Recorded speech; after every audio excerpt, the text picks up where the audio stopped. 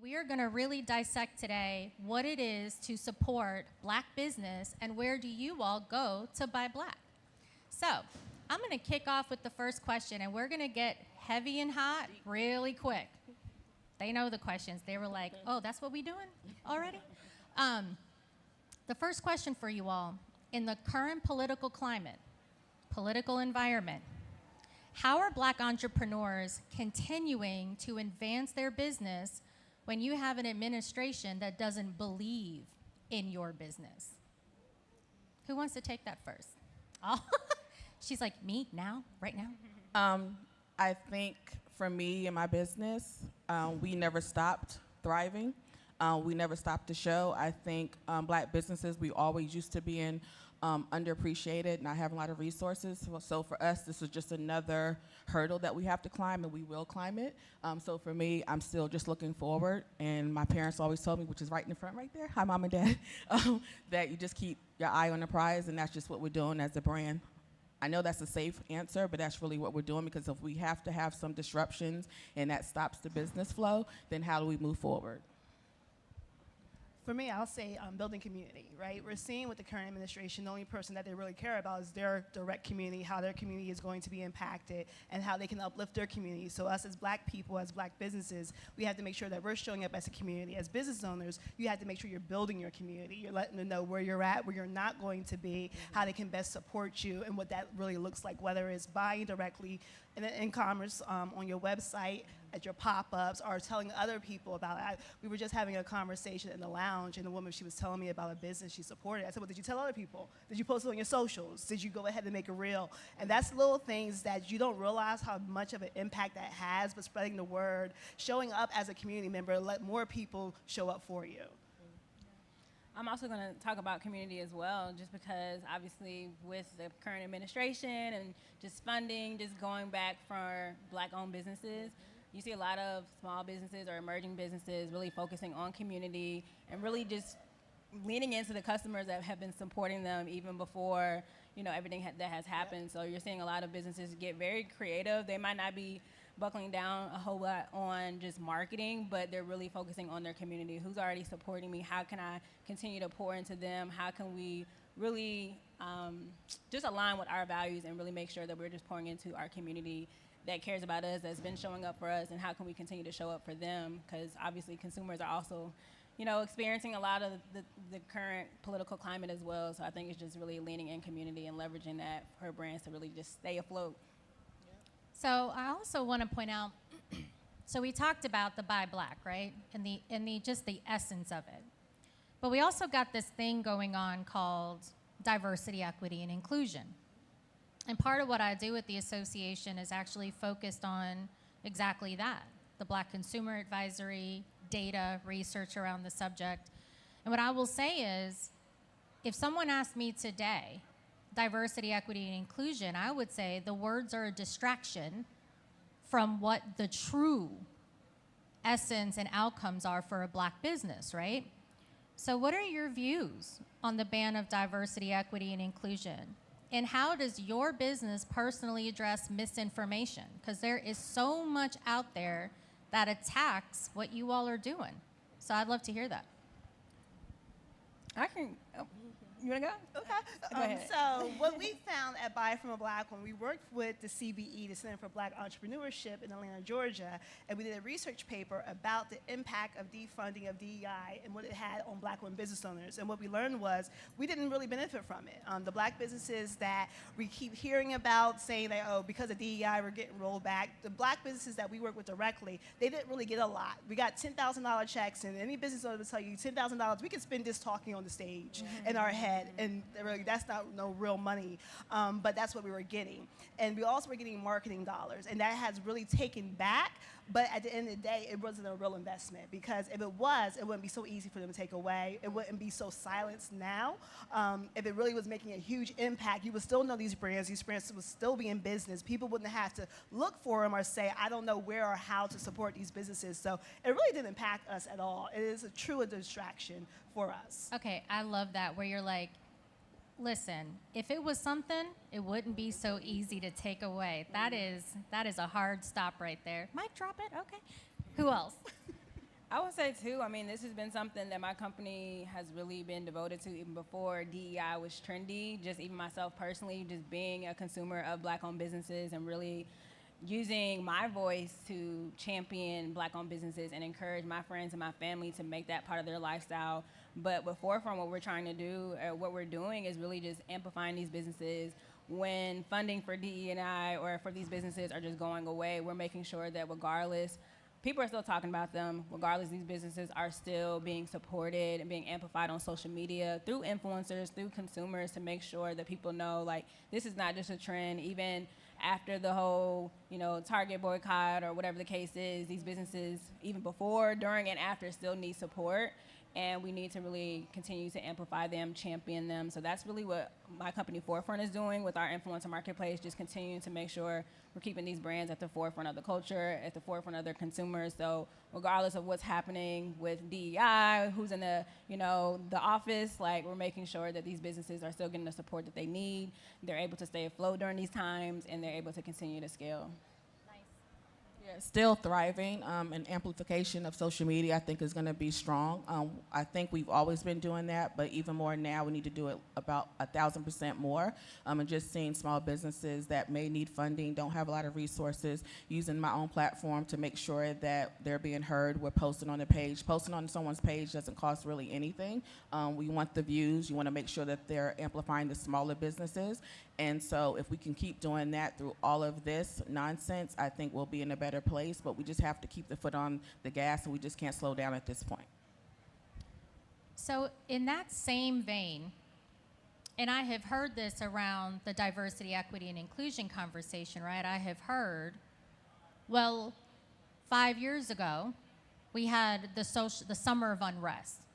We had the true dynamics of the murder of Breonna Taylor, George Floyd, Ahmaud Arbery. And corporations, they decided to say, okay, in order for us to have the business case, we are going to create these diversity, equity, and inclusion programs in order for us to get more consumers. No, they did not have some connection to our Lord and Savior. No, they did not go home and put their head on a pillow and say, what about humanity? They said, how do I build my business case? But now, 5 years later, this is actually the summer of the 5-year mark of that. And what we are hearing from these companies and corporations is buying black is just a trend.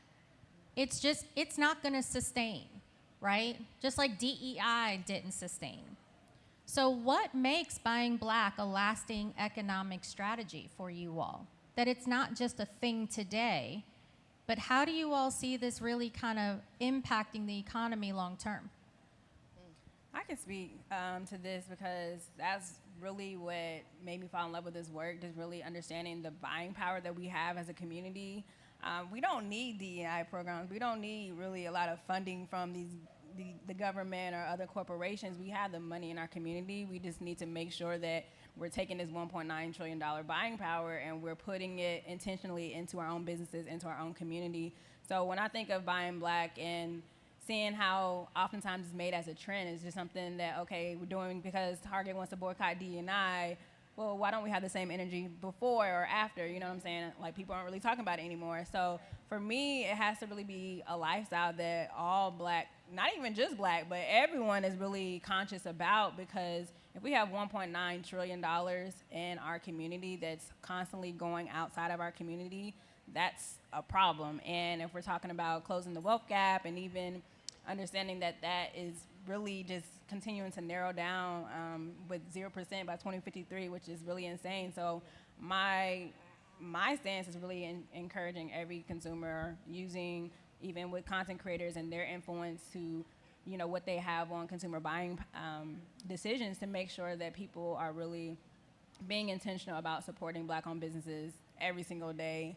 I live in Atlanta, so it's a lot easier for me than some other people. I feel like Charlotte's black-owned business climate is definitely growing as well, but really making it intentional, being very intentional about the brands that you're supporting and how often. If you can go pull up to Starbucks, go find a black-owned coffee shop that you can frequent on a consistent basis, but it really has to be a lifestyle that is not you don't have to be told to do it. You have to just kind of wake up and want to do it. But if we can get mad at, what's happening within the political climate, we have to understand that a lot of that can be changed just by how we spend our money. I was very hesitant about always using influencers for brands, but I know that's part of the business. But now I see a value in it because I'm looking at how they do on their everyday life. So when we decide that we want to promote a product, promote a service, we look at the influencers that we're using, and we actually look and do a deep dive on their page, and we see that they are in line with the part of My Fro message, and so that's easy for us to do it. And I do understand that most of the time people are going to listen to the influencers, and they have a lot of impact. And so it's just great that you said that about the 1.9 trillion. That number to me is insane, but I know that it's definitely a powerful number. And if we just think a little bit more about how we can just thrive and strive every day, we can pull that over into our community very easily without us even thinking about it. It shouldn't be very hard to do. But there's some things that I even struggle with on a day-to-day basis, building the brand every day of what's the next step. And so I'm going to lean on Nikki. I told her backstage of some things that she's going to help me with, and this is what we do. You have to have a connection, and we also, number one, I think, have to make sure that we're trusting each other and that we have each other's back, because without that, then what's the point of all this fighting with us in fighting? So I think we just keep moving forward. And I'll just add, we're talking about the buying power, but we have to talk about ownership power as well. You have to realize who is actually owning these businesses. so And when we're good. talking about influencers, yesterday I read an article called Red Lobster is Black Catfish. And what's going on with that is that we have this black man who is the new CEO. And it's very exciting, but we have to realize the corporation is not owned by him. He's a CEO. He has influenced us by using our marketing, our culture that is trending. They're putting seafood boils inside of Red Lobster, and that's black culture, right? But at the end of the day, when you look at who owns this company, who is the boards, those are all white faces. So when you're realizing who owns the companies that are influencing our buying power, who owns it? So making sure these companies that are influencing us are owned by black people, that you're supporting the businesses that are owned by black people. There are a lot of black-owned seafood restaurants who make a lot better seafood boils than Red Lobster will always. So instead of going to Red Lobster, find your local black-owned business that has been doing it before Red Lobster, and they got this black man. So that is also part of our trends that I don't think a lot of us talk about. We want to see our faces at these tables, and that's great, and we need it. But we have to remember that corporate CEOs are also influencers as well. Okay, so I love that because you're absolutely right. So the Nielsen did a study, and it's today it's $1.7 trillion is the black buying power. Let me say that again, $1.7 trillion. By 2026, it is $2 trillion. So think about that economic power, and think about how when we think of generational wealth, right? When we think about, to Nikki's point, I love that about, it's not just the CEO, who, by the way, takes orders from the board of directors and their shareholders. Why do we need to think beyond, or why don't we think that we deserve to be in the rooms with shareholders and stockholders and board members, right? So I think that's a very powerful statement. And also, you guys bring up a good point, and it takes me to my next question is, there is such a negative narrative around black business. It's a negative narrative that exists. White business owners don't want to hire black vendors. They don't want to give black businesses a chance because of these negative things. They're not on time. They don't have the skills. They're not educated. All this negative narrative that you three know is not true. And so I would love for you to tell me, like, what are the most significant barriers, systemic barriers that black entrepreneurs face? I'd love to hear what you all face. But then how do you get beyond that to grow your business, and what advice do you have? Funding. Okay. I was going to say She said funding, money now. that, and when you say what is the most hurdle that black businesses have to get over, and it's black people. Oh, I'd love for you to go into that. Go ahead, tell everyone. As How a do you? mindset, we've been taught that, the white ice is colder. We've been taught that they have it better, that the grass is greener over there, that their neighborhood is better. And that's because our funding is not reaching our community, our resources aren't reaching our community. There's a lot of gatekeepers who are both black, white, Puerto Rican, and Haitian who are making sure that black people are not getting into the space to get the things. So as black people, we have to really change our mindset, right? When we're saying, oh, they're not on time. Well, they're not on time because they probably had to find childcare because they can't afford a childcare that's close to their house because they can't even have a living wage and da-da-da-da-da-da-da-da-da. There's a lot of factors that goes into that. So changing the mindset when it comes to that as a black person, I talk to my boyfriend about this, my partner, about this a lot. As a black person, why are you not buying black? Why are you not supporting black businesses? Why is that not your first thing? It's not about waking up and like, oh, I'm gonna buy a black business. You wake up, you black. So why are you not supporting a black business? Now, why are you not asking, where's the black version of this? And especially in today's society, we have computers in our pockets. You can just say, hey, well, black people eat, black people grass, all this stuff. So there's really no excuse not to support black businesses. So black people really need to stand up for black people a lot more. I love. You got a round of applause for that. Like, but I do before. I would love to before. I'd love to get to you back on funding because you just said funding and you left it as like a hard statement. But what does that mean? Tell us funding. Is it more support for the business, the REITs? Tell us about that. All funding. the things. All the things. So it's when you want to start a business, you need money for that. When you build your business and try to scale your business, you need money and resources for that. What we don't have access to, easy access to, then maybe other counterparts do. So I'll bring up a subject that I know all of you guys have heard about is like when a brand sells, they're doing that for a reason.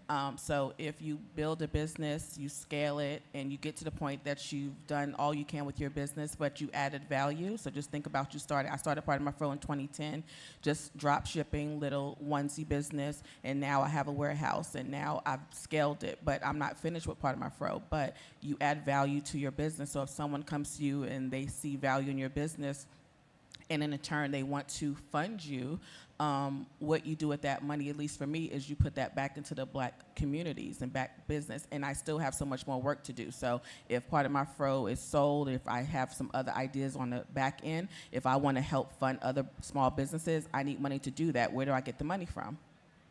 So selling. So it's not always a negative when you sell. You have to do it for certain reasons. I'm not going to say that everyone that sells their business has good intentions, but they should. But I know how else do we get the resources that we need if we don't have it any other time, if we don't have capital. And so poo-pooing on a brand that sells doesn't necessarily mean that they're doing it for negative reasons, but they might see something bigger than what they built. They might see the education, because I'm learning every day. Although I've been in business for the last 15 years, I still learn every single day. I don't know everything 100%. And so when I'm leaning on my brand friends, I learn things, and everything that you have to do at the end of the day is always going to be about money, and you just need it. So that's where I kind of feel about that when it comes to selling businesses. I think, and I know we're going to probably get to that later on as well, but I think that's just really important to kind of shout that you build the business, you scale it, you add value to it, someone on the outside wants it, and you try to decide based on that what can you do next to make sure that you get the income that you deserve from it, so then you can go back into your community and keep building and keep growing, keep scaling, because that's always the key.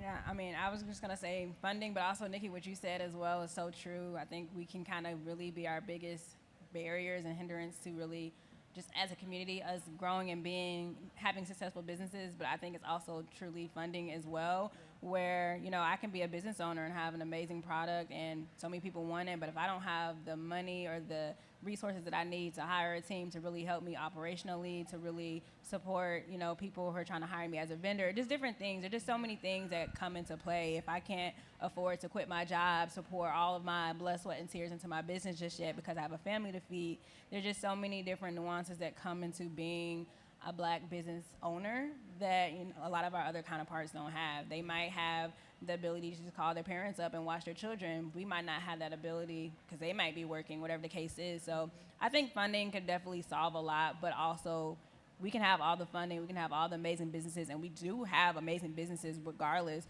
but we need to have our community back us and support us no matter what, just like we do when Chick-fil-A falls short or Gucci falls short, we still go back and support them. I think we need to continue to have the same grace for our community and understand, obviously, we can still hold us to our own standard, a certain standard, but at the same time, having grace because, you know, if we can go back to Chick-fil-A or wherever, Starbucks, whoever, and, you know, the next month, Target, and, you know, making sure that we're giving that same grace to Black businesses. So I love that because what I will say is being in economic work, there are true targeted marketing and campaigning that happens in Black community. And it actually breaks Black community, meaning think about historically redlined communities and see how many billboards you see that are targeted to liquor brands or McDonald's or cigarette and tobacco companies and so this goes back to the negative narrative. And I love, Nikki, how you said, one, we need to just own that Black people need to support Black people.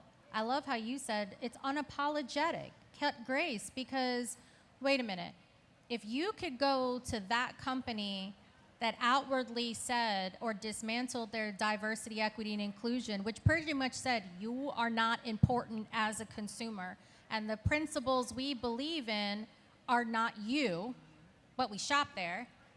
And then I love where you said, and we need to go beyond that. There's a funding component to this. We expect every Black-owned business to figure it out and get the money, but we don't have or have created circles of influence to get that money, right? It's not easy for Black-owned businesses to go into a bank and get the same funding opportunities as white-owned businesses, right? And so what I would say as a follow-up to that, too, is you guys have really articulated the barriers.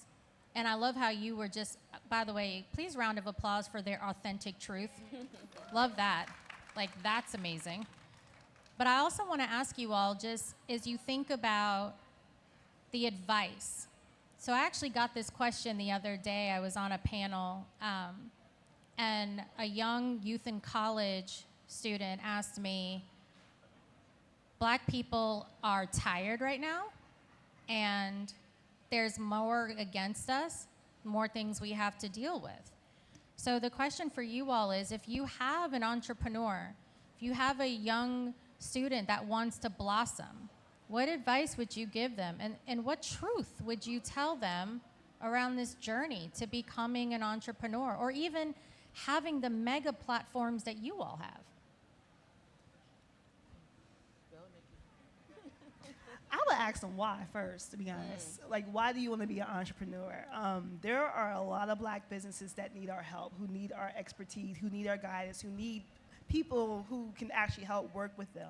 So when I do come across young entrepreneurs, they're like, oh, I want to start this business. Why do you want to start this business? Have you looked at other businesses that are doing that? Have you done apprenticeships with those? And for some reason, we believe that we cannot work with each other, or we cannot learn from each other. So if I don't know anything about hair care, but how to use it in my hair, so I'm not going to start a hair care business. I'm like, hey, Dana, like, hey, do you need help with this? So I can learn from her, because she's been doing this a lot longer.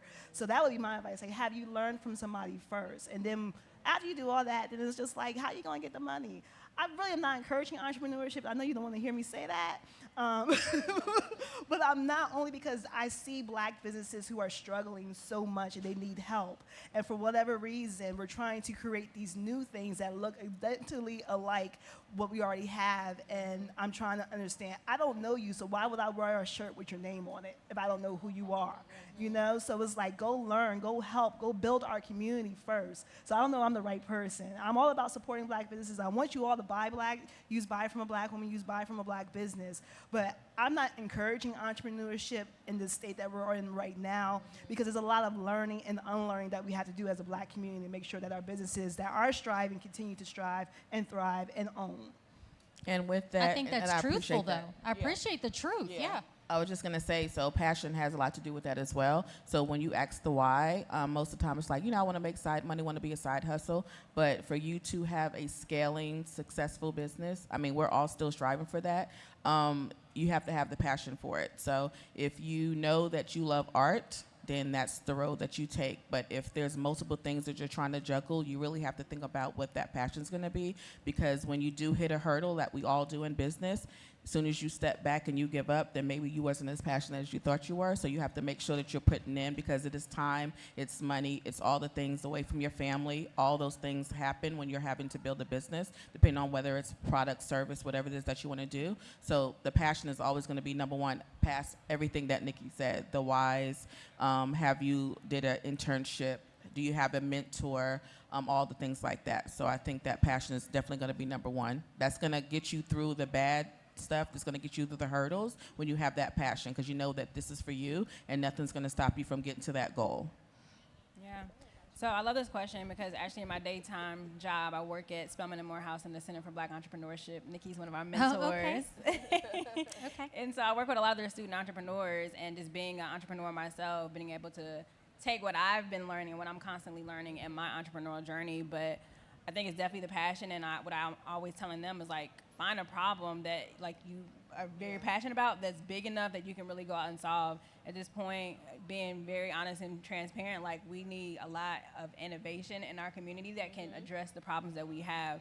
So for me, going back to the passion part, I fell in love with just the idea of closing the wealth gap and using that through supporting Black-owned businesses. And that's been my passion since I was a sophomore in college, which is crazy. But, like, really making sure that you have a passion that you are willing to devote your life's work to do, and not really just stick to the one idea that you do have. I can't remember what my company Forefront started out as, but continuing to fall in love with the problem and really being able to devote your life's work or however long you want to devote to that problem and that business, but really getting innovative. I think at this point we really need, we can look at the Black community and see how many, what challenges we do have. And if we're looking at the wealth rate, there's so many things that we can do that can be, done with just innovation. And if it's a matter of, businesses getting acquired or whatever the case is, but just building something that can be scaled, that has value, that people actually want, to make sure that we can continue to pour that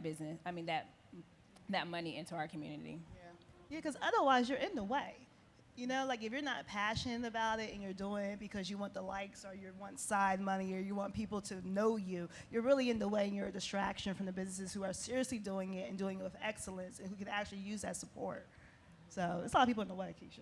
So here's what I'm going to tell you. When I used to coach startups a while back, and I think you all are so spot on.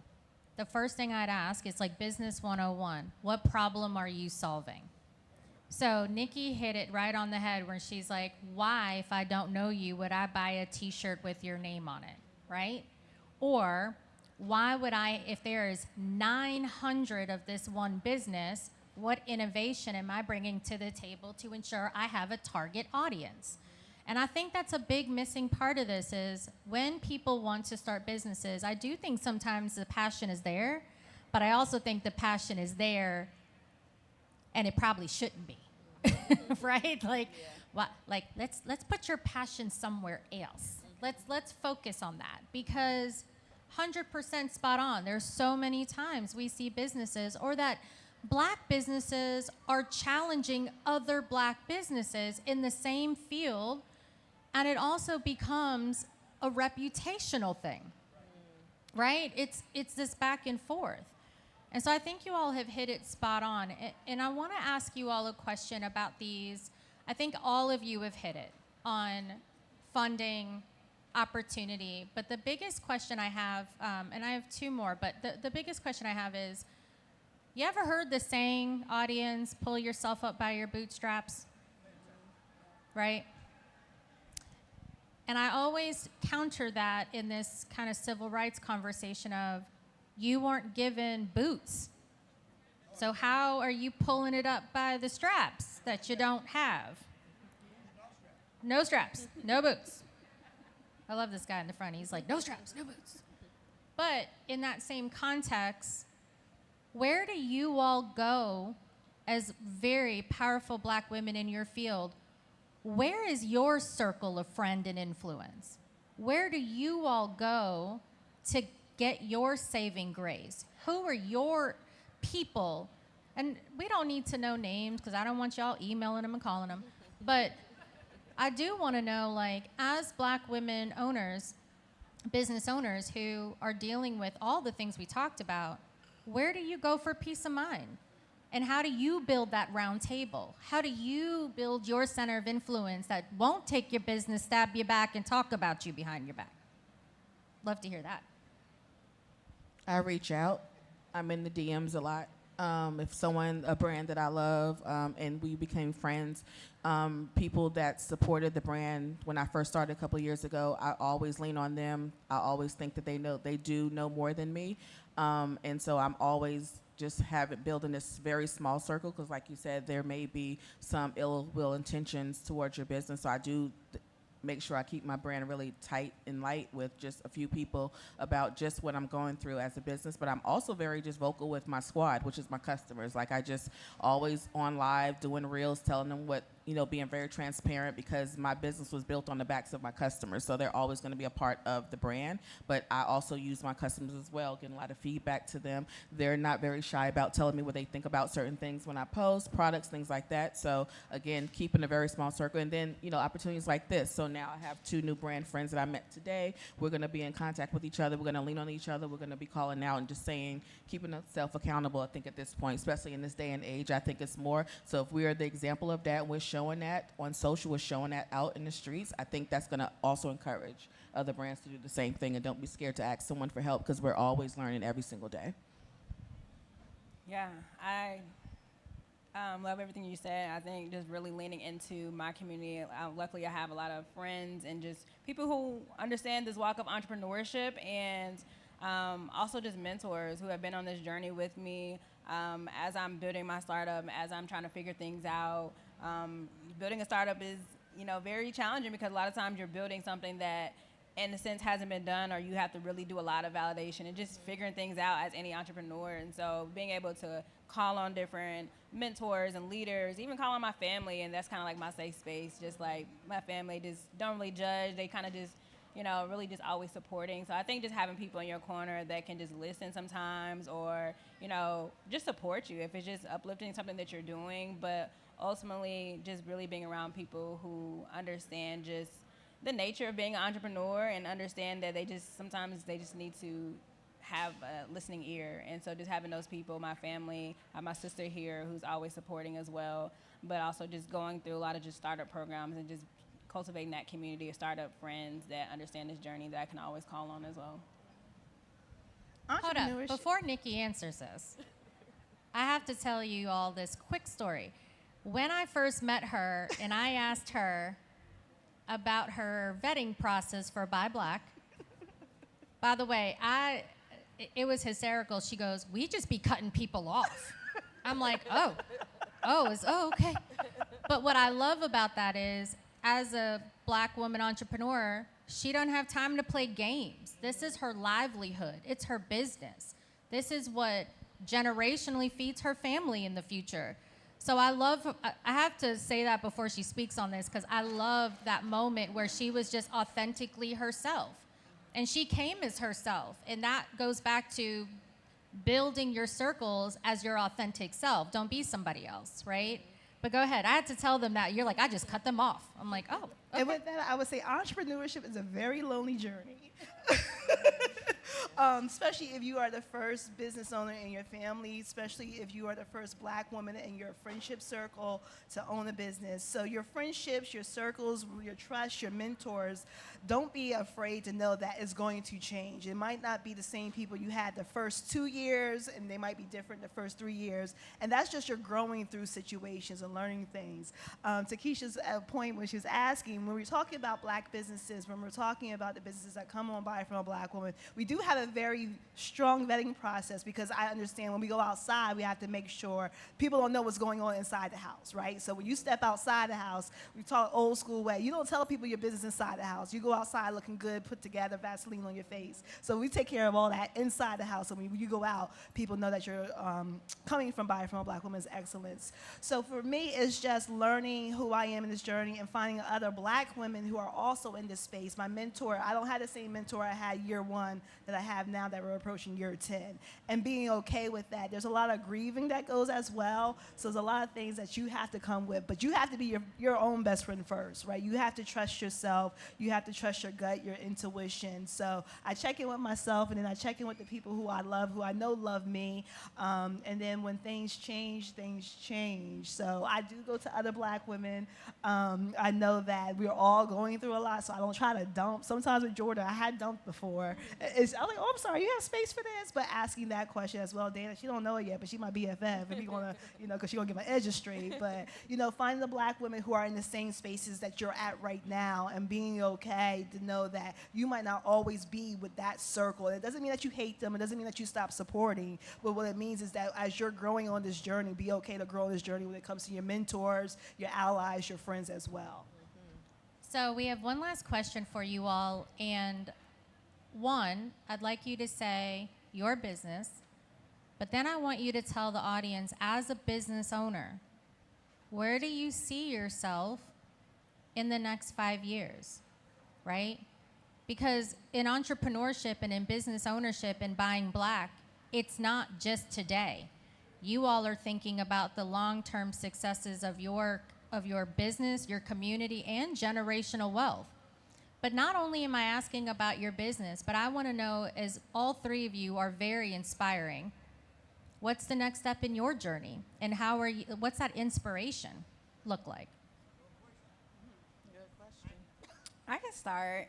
So my company is called Forefront. It's an influencer and UGC marketplace that's helping emerging BIPOC brands and content creators to stay at the forefront of the culture, but also be able to monetize their influence. And so, as clearly I'm on this panel about how to buy Black, that's something I'm very passionate about, something I've been doing for years, since before it was trendy, I would say. But ultimately, we want to continue to see these businesses at the forefront. And what that means is seeing them be household names. How can we have more Black-owned brands that are like a Red Lobster or like a Chick-fil-A or a Lysol, all the brand names that we know and love or don't love, whatever the case is, but we want to see more Black-owned businesses to that caliber, and so that's ultimately why I started Forefront.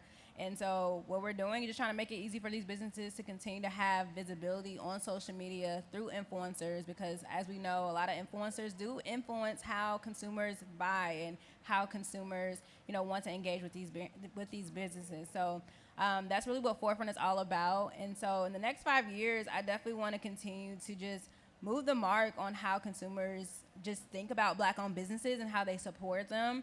Definitely want to just continue to just have a foot in just building the next generation of Black-owned household names. And so that's the work that, allowed me to start my company, but that's the work that I just want to continue to do. So, we're building this marketplace. Our goal is to be the #1 influencer marketplace for brands. We want to do a lot to incorporate AI. So think of like an AI influencer agency to really just make it easier for brands who are trying to grow to automate their journey of marketing and on influencer marketing. And so that's our vision, that's our goal. So the next 5 years, we just want to continue to help to, I don't want to say birth, but to continue to help grow emerging Black-owned brands to be at the forefront. Nikki? So I have Buy from a Black Woman and Buy from a Black Business. We have education consumer classes, which I did not think 5 years ago that I would be teaching. So this question is kind of one of those things where I know where I want to be, which is more consumer education when it comes to Black businesses. We have our own Shelves initiative where we go into Black-owned businesses and have pop-ups of Black-owned businesses inside of Black-owned brick-and-mortar stores, and more talking and speaking and writing books. But also I am trusting the spirit to take me as well. 5 years ago, I would have never thought I would be on the NAACP, the NAA, rebranding, the NAA CP stage. So making sure that I'm trusting that the work I'm doing is leading me to the places I need to be seen, heard, and supported in. So, but if you donate to buyfromablackwoman.org, I can do more work. So make a donation. That's that Black woman. right. Plug that. It's part of My Fro. Like I said, I started the business 2010. I'm a graphic artist at heart. I started out as a lifestyle brand, so now I am looking forward to being in retailers that want to have us on their shelf. That's the plan. I also want to do more community-based events. I've been very blessed to have this positioned to be a CEO, but also an artist on the side, which is my first love. And I just want to do more community-based events, especially with kids. I have a daughter, and I'm trying to make sure that she's guiding and doing the things that she needs to do. So she's definitely my inspiration to look at the young people that they do need help, they do need guidance, and they need some mentorship. So I would definitely want to see part of My Fro with some type of organization the next 5 years, which we will be helping out with anything with STEM, art, anything creative. That's where I would like to be in the next 5 years. Thank you. So I want to thank, again, our amazing speakers for coming and doing this with us and really giving us the inside scoop, the authenticness, and the clarity around buying black and being an entrepreneur. If you all have not seen on the NAACP's website around the Black Consumer Advisory and our diversity, equity, and inclusion commitment, we are not about the words, and we are for sure not about the confusion or the dismantling of words. We're about power, we're about rights, and we're about equity. And so in that phase, if you want to go to the Black Consumer Advisory, we do have a board that tells you what companies do not meet our standards and what companies do meet our standards. Giving you all, again, real-time opportunity to see how you spend your $1.7 trillion of buying power, because that's important. And so thank you so much for being here. I'd like to, again, if you guys would please give a round of applause for these wonderful business owners. And that's it. So thank you so much for coming. Thank you. Thank you. Thank you.